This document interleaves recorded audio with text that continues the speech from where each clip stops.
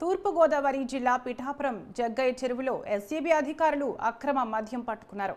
ఒక ఇంట్లో నిల్వ ఉందన్న సమాచారంతో తనిఖీలు చేసి సుమారు 60 కేసుల పైనే మద్యాన్ని స్వాధీనం చేసుకున్నట్లు ఎస్సీబీ అధికారులు తెలిపారు.